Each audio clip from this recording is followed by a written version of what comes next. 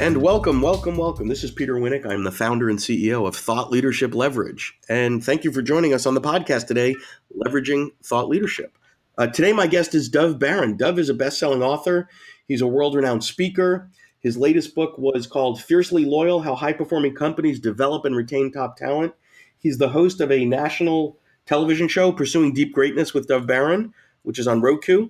And he's got a great podcast for Fortune 500 listeners, which is called Dov Baron's Leadership and Loyalty Show. So he's sort of a rock star in the content and thought leadership space, but he's doing lots of different things to get his name out there, to get his content out there. Thanks for joining us today, Dov. Thank you, Peter. It's a pleasure to be here, and I'm going to help everybody out. My name is pronounced D-A-W-V, Dov. So okay, there's no E, and I have no E and no wings. Definitely no wings, that I know. Yeah, that you know. So give us the, what do we want to say here? Tell us how you're doing it all. Give me a sense of how your machine works, all the moving parts, and what you're trying to go towards. What does success look like, and how do all these things play together? Because you've got a lot of various moving parts to your business. Let's talk about that a bit. Yeah, there's a lot of moving parts to the business because we operate on lots of fronts. So as you know, I'm a speaker, speak internationally. So, everywhere from here to Australia, to the UK, to Europe, to even Iran, which I don't think many people will be going to speak there for a while based on the news recently. But I spoke in Iran too at the World Business Conference. So I speak internationally. I work with companies in helping them to develop purpose-driven leaders, driving a purpose-driven company, and building purpose-driven culture. So that's the sort of in-house work we do. And I work privately with high-level leaders who are people like myself, actually. I work a lot with my peers, people who are doing very well. I always say, if people look at you and go, I want to be you when I grow up, and you're thinking, I wonder what's next, that's when you come talk to me. So those are the three main platforms. And then, of course, as you know, there's the podcast, as you stated earlier, the number one podcast in the world for Fortune 500 listeners. There's the Roku channel with my 11-part series on it called Pursuing Deep Greatness. So that's going. Plus, I write for 15 outlets, including Entrepreneur and some others, and for Ariana Huffington and some others, plus the video channel. So all those, there's a lot of different outlets. And you're right, it is a lot of plates to spin. So let me ask you this. There's lots of things that you do, but obviously there's lots of things that you don't do. So let's talk about the decision-making process. So if you're writing for 15 outlets, right, how do you decide for each and every one, this is a fit, it's a go, or it's a no-go? What's the methodology or the thinking that goes underneath that? There's a couple of pieces to that. So it's a good question because fortunately now I don't do it all myself. Sure. And I did for a long time, and that was a dumb thing to do. Back in 1989, I met Tony Robbins for the first time. I've met him several times since, but for the first time, I went to a seminar in Seattle, and friends invited me to go, and I sat there and watched. And at the end, it was a smaller audience, probably 500 people back in those days. And at the end, Tony offered people to just, to chat with him. And I made sure I was last. And at the end of the presentation, I waited and he said, thanks for being patient. And he said, how was it? And I said, it was amazing. And he said, how do you feel? And I said, pissed off. And he's, why pissed off? And, and he's kind of smiling. And I said, to be honest, I'm at least as good as you are. Although our subject is slightly different. I'm at least as good as you are. And you made $11 million last year, and I'm standing here in a secondhand jacket. That was back in 1989. Right. So Tony, so I said, so how do you do it? And Tony said, who's on your team? And I said, I don't play soccer anymore.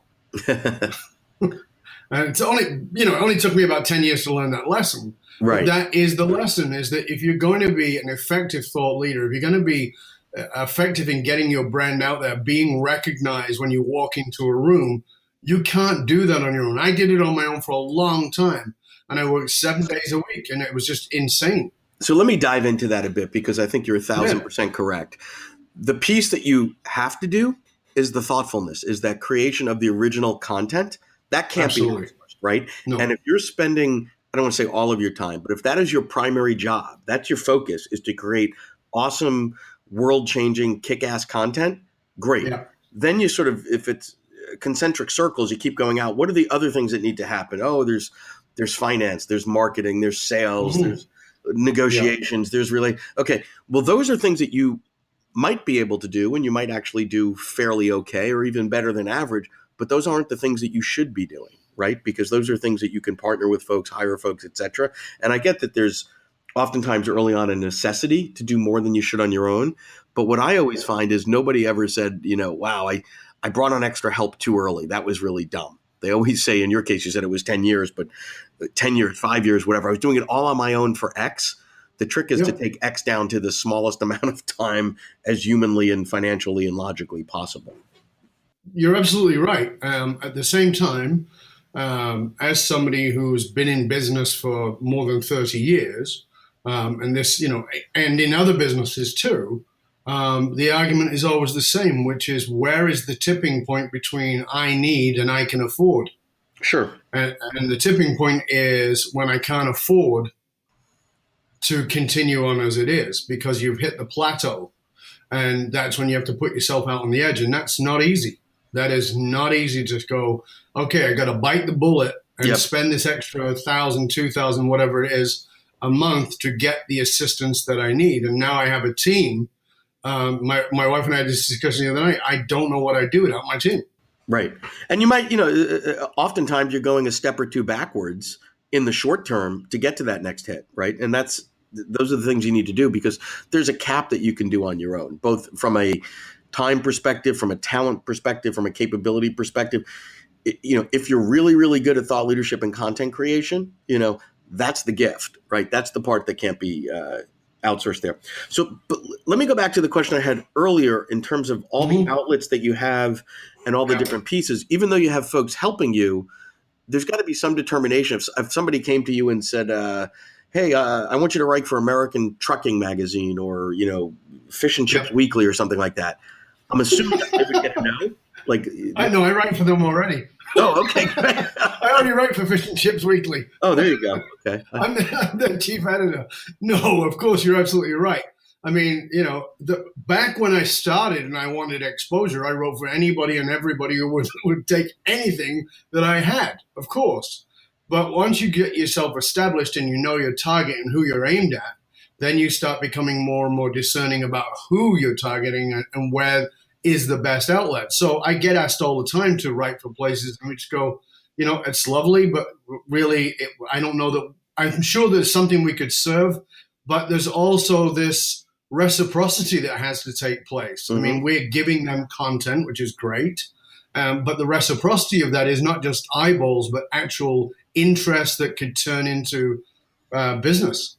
Yeah, I mean, I had a client the other day that was quoted in, I don't know if it was Forbes or Fortune, whatever, and she was really excited because the article got 13,000 hits. And I said, great, how many hits do you need to pay your mortgage? Because did it convert to anything? I mean, the hits are lovely and it's good for the ego and to tell your friends at a cocktail party. The better response would have been, I got, this 2-line quote in a Forbes blog and 7 new clients called. That's a more interesting conversation. You mentioned something. But, you said something there, Peter, that I think is interesting, and it's the battle we all have in the thought leadership world. And it is the battle between the bank account and the ego account. And the ego account is a far hungrier one. When they're still knocking on the door and asking for the rent, and you still can satiate yourself a little bit by saying, but I got 2,000 views on my last article. But when it all boils down, that is the final choice. And particularly for people like me, it's difficult because I'm not money driven. Right. That's not my primary driving force. I know I need it and I know I want it and I enjoy the lifestyle of it, but it's nowhere near the top of my driving forces. So it becomes like, it doesn't really matter. And I had to really shift my head around on that one and go, you know what? It's great that I got this publicity, but who's knocking on the door? What's the inbound traffic? Yep. What's the inbound marketing on that? And there are times where the ego needs to be fed more than the wallet, right? Just depending on where Sure. you are, and that's okay. You mentioned something a moment or two ago that I wanted to push on a little bit because I think it's critical. You talked about the target and the aim, right? So you talked Yeah. about part of your selection process goes back to figuring out who your target and aim is. So you've got to know the markets that you're serving to then figure out where to reach them. So tell me a little bit about the way that you think about your aim, right? So who's your focus? Who's your target? Yeah, that's a great question, because I believe, and I'm not saying it's the truth, it's just what I believe. I believe that that's a constant refining process. I mean, we literally sit down and go through it at least once every 3 months and go, are we still aimed at the same target? Are we actually on target? Is this the right person to aim at? And we're always refining that. So that is a very important process to do, because the chances are, I mean, I do know people who aim at a single target. They're aimed at people in the insurance business. Good for them. That's fantastic. That's not what I do. And so it's always a refining and a tweaking of who you aim at and why you aim at them. And of course, paying attention to results. Because if you're getting a ton of inquiry from the Mechanics Association and they're asking all the time about you, then maybe you need to focus there because you're obviously hitting a spot. No, and I think there's this interesting phenomena that I've observed where there's an unnecessarily wide gap between the creation of the content and then the consumers of the content. And like any other business, to me, you've got to create sort of those client avatars and figure out who are they, what's their pain point, what do I have to serve them that's better than their alternatives, how do I get it to them? And oftentimes people sort of get into the thought leadership space in this sort of distant, isolated, well, I've got all this academic gravitas or I've done this research or whatever. And they're sort of, it's unpure for them to sort of go into the market. And my counsel is always listen loudly, talk to the market before you spend money. One of the most amazing things about the content space is you don't have to spend a lot of money building a product, right? If I was in the auto business, I was a Tesla, that's billions and billions and billions of dollars to build a Tesla to see if the market wants it. No, he's figured out an interesting way to get people to sort of pre-vote or whatever. In this case, you can come up with various prototypes and thinkings, et cetera, and put it out in front of your clients or potential clients and say, would this be of interest to you? Right. And then build to spec, basically. Yeah. I mean, obviously, this is where you, Peter, and your company are masterful at helping people to do that. That's what you do. But I think there's also a part of us, and I know it's true for me too, in that I don't want to give up serving certain people. And sometimes the people I want to serve don't have any money. Okay, but if you're doing that logically from choice, so you were aware enough to do that and say, listen, there's a subset of the market of whatever, people in career transition, right? Not the most lucrative market financially, but it might be a market that has benefit to you because you can have tremendous impact on those people's lives. Just the exchange isn't dollars. And as long as you're aware that you're doing that, what I see that frustrates me is people will go after a market and I say to them, listen, unemployed folks in transition, that's a really tough market. Yes, I understand that there might be needs and all those sort of things. But here's the hurdles you're going to have to financially support yourself to do that. You have to do a lot of volume against a low value, et cetera. But if there's markets that you're serving that are not the most lucrative, but you choose to serve them because you enjoy it, good for you. Why not? Mm-hmm. But at the same time, there is still the rent to pay, and this, and that's what I'm saying about. This is the dilemma. So for me, there's the bank account, there's the ego account, and there's the soul account. Yep. And the soul account is what sort of feeds my very soul, and I do it because I want to do it, and I want to be of service, and probably likely is not going to put much in the bank account, although it might. The ego account is good because we all need to leverage being seen in the world today. It's very much differently, and you have to do that. You have to have a presence online. I mean, you and I talked about this before, in that, I go to a conference and I'm always in awe of how many people come and go, oh, I know you, and I have no idea who this person is, but they know me because I have a massive digital footprint. Everybody but that's taken years and years and years. But the bottom line, and I've had this discussion with a couple of my associates and my mentors and guides, and said, but the bottom line is if nobody's phoning or emailing and saying, please come speak for us, please come work for us, please sell us 1,000 of your books, so what? Right. So I've got friends who are completely unknown in a digital footprint who are making 2-3 times the amount of money I'm making. And it's like, I'm very happy for them. I got to tell you, I'm actually very happy for them. But they nailed down exactly what you're talking about, is that they went after a very narrow niche and just aimed everything full torpedoes at that target. And sometimes you go too narrow and you're in trouble. Back in the before the market crash of '08, there were a ton of people in the content space that were killing it in things like mortgage brokerage, et cetera. And then the rug got pulled out from under them, and there was no diversification of the client base. And guess what? They were bankrupt pretty quickly thereafter. So yeah, and that's another challenge you brought up there that I think is important to do, right? Because that one kicked me in the teeth 2 years ago, and that is too many eggs in one basket. You got to be very careful of that. That happened to me. I had all my eggs, not all, but a very large percentage of my eggs in one basket. Something happened that was nothing to do with me. I had no control over. And boom, close to 50% of my business went away overnight. Yeah, that's not fun. That's pretty scary. Yes. Stuff, right? When you go, oh, well, what's our running cost? Did they go down by half? No, they didn't. They stayed exactly the same. Now we're in trouble. Exactly. And it's the clarity is always in the rearview mirror, not necessarily in the windshield, right? So. Oh yeah, we're all brilliant with hindsight. Exactly.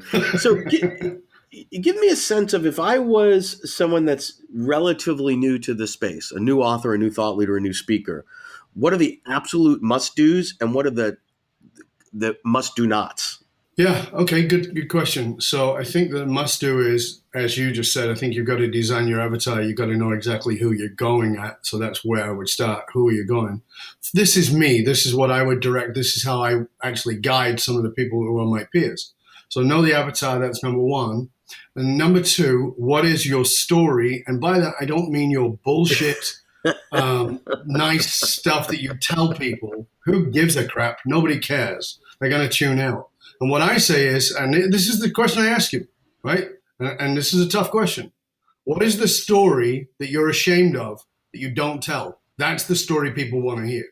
Vulnerability is your greatest magnetic force. And it's a great connector, right? So people will never walk away from a speaker and say, oh, and here's another, one that poured his BS on me and I fell in love with it. But someone, if you look at Brene Brown with the vulnerability piece and all that, everybody fell in love because you're like, oh my God, so transparent. And I think what people are thinking is, I would never have the courage, right, to share that. I would never. It's always great to tell the time I did some, achieved an accomplishment or, sold a big deal or blah, blah, blah, blah, blah, but never about something that would show a weakness or a vulnerability or show me at my worst. But, the connection that she got on TED from that was amazing. So, okay. So know your real story. The way I like to think of it, yeah, but the way I like to think of it with when I talk to a speaker is this, is you can't build true rapport if you're on a pedestal. Eyeball to eyeball is the only way. And that person has to look at you and see that you are where they want to be, but you've been where they are and lower. And that's not about doing some BS victim story. This is about being real and talking about where you really struggled and how you struggled. And by the way, it can't be 20 years into the past. You have to have some part of it that is relevant today. Otherwise, it just becomes some old story and nobody cares. And they can see you're disingenuous about the real emotional connection to it. So that vulnerability has courage to it. It bonds people to you. And it's powerful. And there's an expiration date, right? It can't be that time 23 years ago where your fly was open or something, right? It's got to be current. No, well, I tell the story of my fall when I fell off the mountain. That was 1990. That's 150 years ago. Right? In and of itself, that doesn't have any vulnerability because it just becomes a piece of history. But I have to tie it to vulnerability in this moment. And the vulnerability in this moment is I've spoken for 34 years, never, ever felt nervous going on a stage in my life until 2 years ago when I was back in the same level of anxiety that I felt after I fell off the mountain, where I would wake up in sweats and feel like my chest was being crushed because of anxiety, because I was in PTSD from another event. So, you've got to bring it to something relevant that somebody can get in this moment. So target first, real story, and that, as I said, deep vulnerability, genuine vulnerability, got to be there. That's very powerful. So they can see you have been where they are. And then where do those people hang out? You got to know where they hang out. If you don't know where they hang out, then you're just sort of shooting in the dark. So you got to know who's the target. Here's my story that relates to them, and where do they hang out? Do they hang out on LinkedIn, Facebook? YouTube, and you might be surprised that they do. Yeah, you might be surprised that they do, because the fastest growing demographic on YouTube is 50 plus, which is amazing. So is it, Facebook? Is it YouTube? Is it LinkedIn? Is it Twitter? Is it Instagram? More and more businesses moving to Instagram. I ignored Instagram for the first 2 years. Now I'm like going crazy on that because I see it's a business place. So this is the other thing. You got to stay on the ball. Well, and it changes so quickly. I mean, as you said, I had the same experience, with Twitter 10, 12 years ago. I first looked at it, I'm like, this is silly. People are tweeting that they had a chicken salad sandwich for lunch. Who cares about that?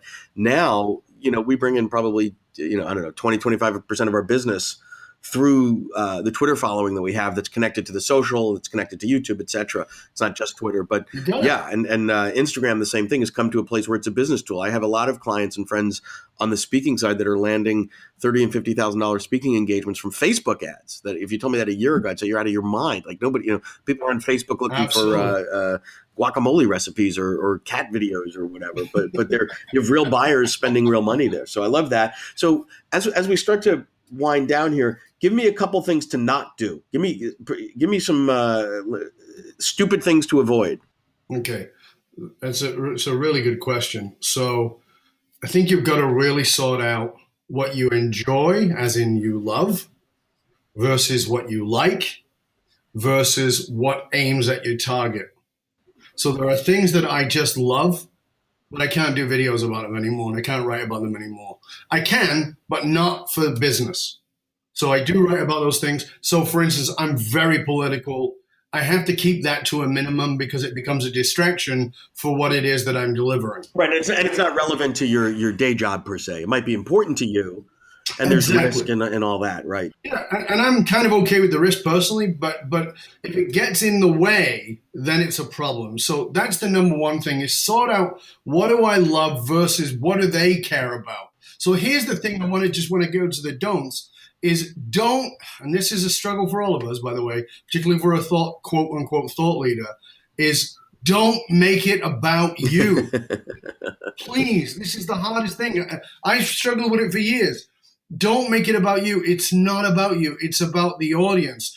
If they don't give a crap, then you have to not give a crap in the sense of aiming it at them. If you're trying to convince them that they should care, you're just, and you shouldn't have to sell it so hard. It should be fairly obvious that you're serving up to them things that have value to them, things that resonate with them, things that they lean on. If you got a used car salesman approach to it, that's not a good sign. You shouldn't have to twist people's arms. So awesome. The other thing in there that I just want to say is this, and this is very important for us in the thought leader space, and that is this: if you want to offer them something brand new, wrap it in a wrapper that's familiar. This is my best tip to you. If you offer something that is radically different, you must wrap it in a wrapper that is familiar. So you anchor it in something that gives them comfort and familiarity, and as opposed to a shock to the system. Yeah, I mean, I'm all about shock. I don't mind the shock, but if you do it too fast, it doesn't give them time to go, oh, what is this? So yes, wrap it in something familiar, but then create a little bit of curiosity, a little bit of intrigue around it that says, oh, this might be different, but I'm somewhat familiar. Because if they're not familiar, they'll write it off as crazy. Exactly. Well, that's fantastic. So you shared a lot. You modeled what you preach in terms of the vulnerability and the transparency. You provided a lot of value. Shared with us a lot of your knowledge. I appreciate that. I thank you for that. How do people find you, and who should find you? Thank you for asking, Peter. I appreciate it. You can find me at fullmontyleadership.com is our website, fullmontyleadership.com. You can personally email me, Dov, D-O-V, at DOVBARON.com, Dov at dovbaron.com. Of course, I'm on Twitter, LinkedIn, Facebook, Instagram, all the usual places. You can contact me if you're looking for I don't even like the title, the thought leader, but if you're looking for a speaker, if you're looking for somebody to take you to that next level by breaking through what's in your way, a lot of people who work with me are kind of like, they have a challenge going to somebody else to say, ooh, I really need a breakthrough on this. I break through the big guys into what is beyond that by actually tying you back to purpose, not mission, and not what you probably think purpose is, but something far deeper that connects you to your soul. So that's who I work with, and that's who I love to serve. Well, thank you so much. I appreciate all that you shared with us today. I want to go back and listen to it again because I don't think I got it all the first time. So lots of good stuff there, and I wish you the best. And thanks again for sharing with us today. Thank you for having me on, Peter. It was a pleasure and an honor, and I'm hope that I served each of you. And I want to encourage you as you listen to reach out to Peter. Thank him for putting the show together. Thank him for the time that he takes to put the guests together to give you value, and let him know what you get out of the show. Not just mine. Of course, it's great that I'm a guest, and if you want to let me know, that's terrific. But let Peter know, because the man puts the time, the energy, and the effort into bringing you value. Appreciate that. Don't spend a day without gratitude. Thank you so much. Wow. Thank you. That was awesome. Thanks. To learn more about Thought Leadership Leverage, please visit our website at thoughtleadershipleverage.com.